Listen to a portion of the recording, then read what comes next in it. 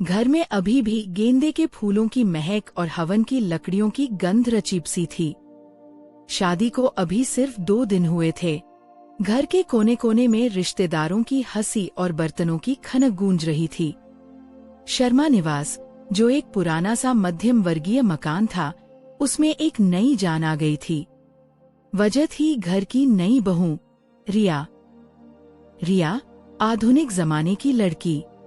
आंखों में सपने कम, महत्वाकांक्षाएं ज्यादा थीं। MBA की डिग्री, मल्टीनेशनल कंपनी में HR मैनेजर की पोस्ट और खाते में हर महीने गिरने वाले 1 लाख रुपए। उसका चलना, बोलना और देखना, हर चीज में एक सलीका था, लेकिन उस सलीके में एक धार भी थी। सुबह के 9 बज रहे थे।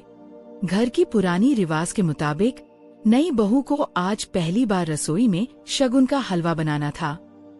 सासू माँ सुमित्रा देवी रसोई में खड़ी थीं। सुमित्रा जी एक साधारण, बहुत ही साधारण दिखने वाली महिला थीं। सूती की हल्की रंग की साड़ी, बालों का ढीला जुड़ा और चेहरे पर झुर्रियों की महीन लकीरें जो उम्र से ज्यादा संघर्ष की गवाही देती थीं। उन्होंने पूरी जिंदगी इस घर की चारदीवारी और चूल्हे चौके में ही गुजार दी थी, ऐसा सबको लगता था। रिया रसोई में आई। उसने अपनी महंगी नाइट गाउन के ऊपर एप्रन नहीं पहना था। उसके चेहरे पर नींद नहीं, बल्कि एक अजीब सी बेचैनी थी। सुमित्रा जी ने प्यार से कहा, रिया बेटा, आज रस्म है, बस थोड़ा सा हलवा बना लो, बाकी काम मैं और कामवाली देख लेंगे, शगुन हो जाएगा। रिया ने चूल्हे की तरफ देखा, फिर अपनी सासू माँ की तरफ।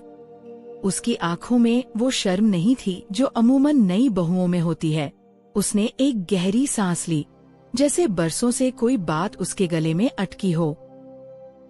माँ जी, रिया की आवाज में एक सपाट ठंडापन था। सुमित्रा जी पलटीन, हाथ में घी का डिब्बा था। जी बेटा। रिया सीधी खड़ी हो गई। उसने अपनी उंगलियों की डायमंड रिंग को घुमाया और साफ शब्दों में कहा, माँ जी, बात साफ हो तो रिश्ते अच्छे चलते हैं। मैंने MBA किया है, मैं महीने का 1 लाख रुपए कमाती हूँ। मेरे पास इतना वक्त और एनर्जी नहीं है कि मैं यहाँ किचन में पसीना बहाऊं। मैं इस घर में बहू बनकर आई हूँ, लेकिन मुझसे ये उम्मीद मत रखिएगा कि मैं आपकी नौकरानी बनकर आपके इशारों पर नाचूंगी। मुझे जी हजूरी करने की आदत नहीं है, क्योंकि मैं इतना कमा लेती हूँ कि मुझे किसी के आगे झुकने की जरूरत नहीं। रसोई में सन्नाटा छा गया। वह सन्नाटा इतना गहरा था कि नल से टपकती पानी की बूंद की आवाज भी हथौड़े जैसी लग रही थी। सुमित्रा जी के हाथ में पकड़ा घी का डिब्बा जरा सा भी नहीं कांपा। उन्होंने रिया के चेहरे को देखा। उस चेहरे पर घमंड था, अपनी जवानी का, अपनी पढ़ाई का और सबसे बढ़कर अपने पैसे का। सुमित्रा जी ने कोई जवाब नहीं दिया, न गुस्सा किया, न रोई, न ही कोई प्रवचन दिया। बस उनके होठों पर एक हल्की सी रहस्यमयी मुस्कान तैर गई। वह मुस्कान ऐसी थी जैसे कोई बड़ा खिलाड़ी किसी बच्चे की नादानी को देख रहा हो। वह मुस्कान बहुत गहरी थी, इतनी गहरी कि रिया उसे पढ़ नहीं पाई। सुमित्रा जी ने बस इतना कहा, ठीक है बेटा, जैसा तुम्हें ठीक लगे, और चुपचाप सब्जी काटने लगी। रिया को लगा उसने जंग जीत ली है। उसे लगा कि उसने पहले ही दिन अपनी पावर दिखा दी है, लेकिन वह नहीं जानती थी कि खामोशी शोर से ज्यादा खतरनाक होती है। महीने बीतने लगे, घर का माहौल बदलने लगा था। रिया सुबह 8 बजे तैयार होकर हील्स खटखटाती हुई निकल जाती और रात को 8 बजे आती। आर्यन, सुमित्रा जी का बेटा और रिया का पति, अपनी पत्नी की सफलता से चकाचौंध था। उसे लगता था कि उसकी पत्नी ने घर का मान बढ़ा दिया है। रिया का व्यवहार धीरे धीरे और भी रूखा होता गया। वह घर के हर फैसले में अपने पैसे का वजन डालती। अरे माँ जी, ये पुराना सोफा फेंक दीजिए, मैं नया ले आऊंगी। मेरे एक दिन की सैलरी में ऐसे 2 सोफे आ जाएंगे। रिया ने एक दिन हॉल में बैठे बैठे कहा। सुमित्रा जी उस सोफे पर बैठी स्वेटर बुन रही थीं। वह सोफा उनके पति रमेश जी ने अपनी पहली दिवाली बोनस से खरीदा था। उसमें यादें थीं। सुमित्रा जी ने बस इतना कहा, मजबूत है अभी, चल जाएगा। रिया ने मुंह बिचकाया, आप लोगों की यही मिडिल क्लास सोच आपको आगे नहीं बढ़ने देती। चीजों से मोह और पैसों की कंजूसी। रिया अक्सर फोन पर अपनी सहेलियों से बात करती और उसकी आवाज इतनी तेज होती कि सुमित्रा जी को सब सुनाई देता। अरे यार, क्या बताऊं, सासू माँ तो बस अनपढ़ों जैसी हैं।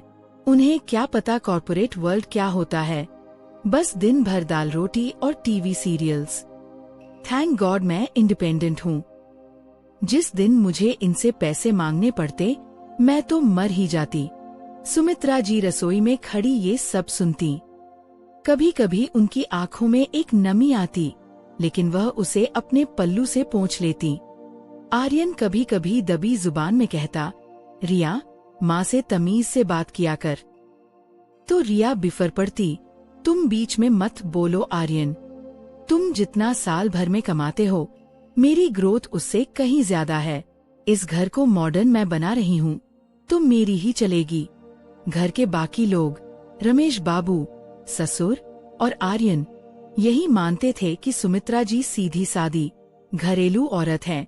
उन्हें दुनियादारी की समझ नहीं है। उन्हें लगता था कि रिया तेज है, होशियार है और सुमित्रा जी को उसकी बातें मान लेनी चाहिए। लेकिन सुमित्रा जी के कमरे में पुरानी लोहे की अलमारी के सबसे निचले रैक में पुराने कपड़ों के नीचे एक संदूक छिपा था। एक ऐसा संदूक जिसे पिछले 30 सालों से किसी ने नहीं खोला था। एक रविवार की दोपहर घर में कुछ मेहमान आए थे। ये आर्यन के बॉस और उनका परिवार था। माहौल थोड़ा औपचारिक था। रिया बहुत खुश थी, क्योंकि वह अपने स्टेटस के लोगों के बीच थी। बातों बातों में विमेन एम्पावरमेंट, महिला सशक्तिकरण पर चर्चा होने लगी। रिया ने चाय का कप उठाते हुए बड़े गर्व से कहा, सर, मुझे लगता है कि असली एम्पावरमेंट फाइनेंशियल फ्रीडम है। अब देखिए ना, मेरी सासू माँ है। उसने सुमित्रा जी की तरफ इशारा किया, जो ट्रे में बिस्किट सजा रही थीं। इन्होंने पूरी जिंदगी बस घर संभाला। अब इनके पास न अपना पैसा है, न कोई पहचान। ये तो बस घर की चारदीवारी में कैद रह गईं। अगर पढ़ी लिखी होती तो शायद आज दुनिया को अलग नजरिए से देखती। आज की दुनिया में बिना करियर के औरत की क्या औकात है। महफिल में सन्नाटा छा गया। आर्यन शर्मिंदा हो गया। रमेश बाबू ने सिर झुका लिया। सुमित्रा जी रुकी, ट्रे मेज पर रखी। उनकी आंखों में आज वह हमेशा वाली नरमी नहीं थी, एक अजीब सी चमक थी। आर्यन के बॉस, जो एक बुजुर्ग और समझदार व्यक्ति थे, ने सुमित्रा जी को गौर से देखा। उन्होंने पूछा, बहन जी, आप क्या सोचती हैं इस बारे में? सुमित्रा जी ने रिया की तरफ देखा, फिर बहुत ही सादे शब्दों में लेकिन एकदम शुद्ध हिंदी में कहा, बेटा, पैसा कमाना हुनर है, लेकिन परिवार को जोड़कर रखना साधना है। और रही बात पहचान की, तो कभी कभी नींव के पत्थर को जमीन के नीचे ही रहना पड़ता है ताकि इमारत बुलंद खड़ी रहे। जो दिखाई नहीं देता, जरूरी नहीं कि वो कमजोर हो। उनकी आवाज में एक ऐसा ठहराव था कि बॉस हैरान रह गए। रिया को लगा जैसे किसी ने गाल पर तमाचा मारा हो। वह समझ नहीं पाई कि एक अनपढ़ सासू माँ ने इतनी गहरी बात कैसे कह दी। रिया का गुस्सा 7वें आसमान पर था। मेहमानों के जाने के बाद उसने घर में कोहराम मचा दिया। आपने मेरी इंसल्ट की, माँ जी। आप मुझे नीचा दिखाना चाहती थीं। रिया चिल्लाई, आप जानती भी हैं मैं कौन हूँ? मैं उस कंपनी की वीपी बनने वाली हूँ अगले साल। और आप बस एक हाउसवाइफ हैं। सुमित्रा जी उस रात भी चुप रहीं। बस वह मुस्कान, वही रहस्यमयी मुस्कान। घटना के कुछ दिन बाद एक अजीब वाकया हुआ। रिया अपने लैपटॉप पर एक बहुत ही उलझी हुई बिजनेस केस स्टडी सुलझाने की कोशिश कर रही थी। उसे अगले दिन प्रेजेंटेशन देनी थी और वह एक डेटा पॉइंट पर बुरी तरह फंसी हुई थी। वह झुंझला रही थी। तभी डोरबेल बजी। दूध वाला आया था। रिया काम में इतनी व्यस्त थी कि उसे होश नहीं था। सुमित्रा जी कमरे में आई। मेज पर रखा रिया का लैपटॉप देखा। स्क्रीन पर ग्राफ्स और आंकड़े थे। सुमित्रा जी की नजर स्क्रीन पर टिक गई। उनकी आंखों में जैसे कोई पुरानी याद कौंध गई। उनका हाथ अनजाने में लैपटॉप की तरफ बढ़ा। उन्होंने माउस को छुआ और स्क्रीन को स्क्रॉल किया। रिया तभी कमरे में दाखिल हुई। क्या कर रही हैं आप? रिया चीखी। माँ जी, प्लीज, ये कोई सीरियल नहीं चल रहा है। ये डेटा है, बहुत कॉम्प्लिकेटेड है। आप कुछ गलत बटन दबा देंगी तो मेरी पूरी मेहनत बर्बाद हो जाएगी। प्लीज, आप अपनी रसोई तक ही सीमित रहिए। सुमित्रा जी ने अपना हाथ पीछे खींच लिया, लेकिन जाते जाते उन्होंने स्क्रीन की तरफ इशारा करके धीमे से कहा, बेटा, ये जो रिग्रेशन एनालिसिस तुम कर रही हो, इसमें वेरिएबल एक्स की वैल्यू गलत है। अगर तुम उसे लॉगरिथमिक स्केल पर डालोगी तो ग्राफ सही आएगा। रिया सुन्न रह गई। उसके पैरों तले जमीन खिसक गई। उसने हकलाते हुए पूछा, क्या? आपको ये शब्द, आपको कैसे पता? सुमित्रा जी ने कोई जवाब नहीं दिया, बस पल्लू ठीक किया और कमरे से बाहर निकल गईं। रिया ने तुरंत लैपटॉप चेक किया। उसने वही किया जो सुमित्रा जी ने कहा था, और जादू की तरह जो प्रॉब्लम वह 4 घंटे से सोल्व नहीं कर पा रही थी, वह 2 मिनट में हल हो गई। रिया का दिमाग चकरा गया। तुक्का होगा, उसने खुद को समझाया। हाँ, तुक्का ही होगा। इन्होंने कहीं टीवी पर सुना होगा। लेकिन उसके अंदर एक डर बैठ गया था। वह साधारण औरत, वह कुछ तो छुपा रही थी। दिवाली की सफाई चल रही थी। रिया ने जिद पकड़ी कि घर का सारा कबाड़ बाहर फेंका जाएगा। उसकी नजर सुमित्रा जी की उस पुरानी लोहे की अलमारी पर थी। माँ जी, ये अलमारी बहुत जगह घेरती है, इसे हटाते हैं, मैं यहाँ एक मॉडर्न वार्डरोब बनवाऊंगी, रिया ने आदेश देने वाले स्वर में कहा। सुमित्रा जी पहली बार बेचैन दिखीं। नहीं बहू, वो अलमारी नहीं हटेगी, उसमें मेरा सामान है। क्या सामान है? रिया ने ताना मारा। वही पुरानी साड़ियाँ और अचार के मर्तबान। हम नया ले लेंगे। आर्यन, बुलाओ कबाड़ी वाले को। रिया आगे बढ़ी और अलमारी खोलने लगी। सुमित्रा जी ने उसे रोकने की कोशिश की। रहने दो रिया, मत खोलो इसे। क्यों? क्या छुपा है इसमें? कहीं कोई खजाना तो नहीं? रिया ने हंसते हुए अलमारी का दरवाजा झटके से खोल दिया। अलमारी में पुराने कपड़ों की गंध थी। रिया ने कपड़े हटाए। नीचे, सबसे नीचे, एक धूल भरा पुराना संदूक रखा था। चमड़े का पुराना बैग। ये क्या है? रिया ने उसे बाहर खींचा। रिया, उसे छोड़ दो। सुमित्रा जी की आवाज में आज पहली बार कड़काई थी। लेकिन रिया का घमंड और जिज्ञासा हावी थी। आज तो मैं देख कर रहूंगी कि आप इसमें क्या छुपा कर रखती हैं। रिया ने संदूक की चटकनी खोली। आर्यन और रमेश बाबू भी वहां आ गए थे। संदूक खुला। अंदर कोई गहने नहीं थे, कोई पैसा नहीं था। अंदर बस कागज थे, पुराने पीले पड़ चुके कागज, फाइलें और कुछ मेडल्स जो अब काले पड़ चुके थे। रिया ने सबसे ऊपर रखी एक फाइल उठाई। उस पर धूल जमी थी। उसने धूल खूंकर हटाई और पढ़ा। उसके हाथ कांपने लगे। वह एक डिग्री थी।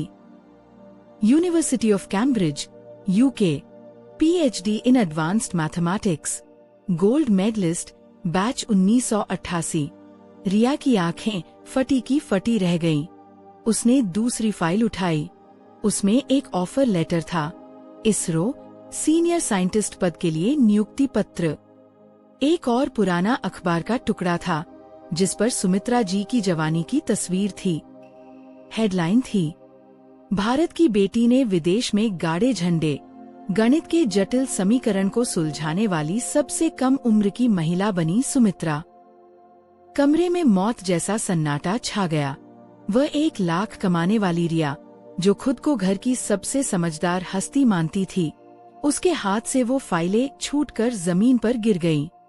आर्यन ने एक मेडल उठाया। माँ, ये सब क्या है? तुमने कभी बताया नहीं। रमेश बाबू, ससुर, की आंखों में आंसू आ गए। उन्हें सब याद था, लेकिन वक्त की धूल ने धुंधला कर दिया था। सुमित्रा जी धीरे से आगे बढ़ीं।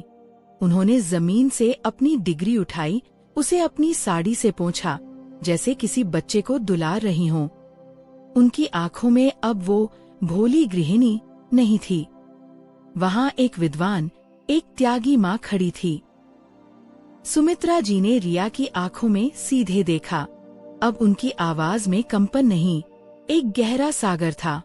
रिया, उन्होंने धीमी आवाज में कहा, जब मेरे पास यह ऑफर लेटर आया था, तब आर्यन मेरे पेट में था। डॉक्टर्स ने कहा था कि मेरी प्रेगनेंसी में बहुत कॉम्प्लिकेशंस हैं। अगर मैं नौकरी करती, तनाव लेती, तो शायद मैं मां नहीं बन पाती, या तो मैं वो सीनियर साइंटिस्ट की कुर्सी चुन सकती थी, या फिर एक मां बनना। सुमित्रा जी ने आर्यन के सिर पर हाथ रखा। मेरे पति रमेश उस वक्त एक छोटी सी नौकरी करते थे। घर की हालत ऐसी नहीं थी कि हम नौकर चाकर रख सकें। अगर मैं अपनी करियर की उड़ान भरती, तो मेरा परिवार बिखर जाता। मेरे बच्चे, मेरा घर, सब पीछे छूट जाता। सुमित्रा जी ने रिया के करीब जाकर उसके कांपते हाथों को अपने खुरदरे हाथों में लिया। तुम कहती हो न कि तुम 1 लाख कमाती हो। जिस साल मैंने नौकरी छोड़ी थी बेटा, उस जमाने में मेरी सैलरी का ऑफर आज के तुम्हारे 1 लाख से कई गुना ज्यादा की वैल्यू रखता था। अगर मैं चाहती, तो आज मैं किसी देश की बड़ी यूनिवर्सिटी में प्रोफेसर होती, या किसी रिसर्च सेंटर की हेड होती। मैं तुम्हारे आगे नहीं। शायद तुम जिस कंपनी में काम करती हो, उसका मालिक भी मुझसे मिलने के लिए अपॉइंटमेंट लेता। रिया के माथे से पसीना बह रहा था। उसका गला सूख चुका था। सुमित्रा जी ने मुस्कुराते हुए कहा, मैंने ये डिग्री, ये मेडल, ये करियर, सब इस अलमारी में इसलिए बंद कर दिए ताकि मैं तुम्हारे लिए, आर्यन के लिए, इस परिवार के लिए समय निकाल सकूं। मैंने अपनी पहचान इसलिए मिटा दी ताकि तुम लोगों की पहचान बन सके। त्याग को कभी कमजोरी मत समझना बहू।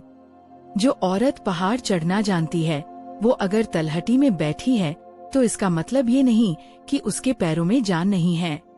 बस उसे पहाड़ से ज्यादा अपनी गोद में खेलते बच्चों से प्यार था।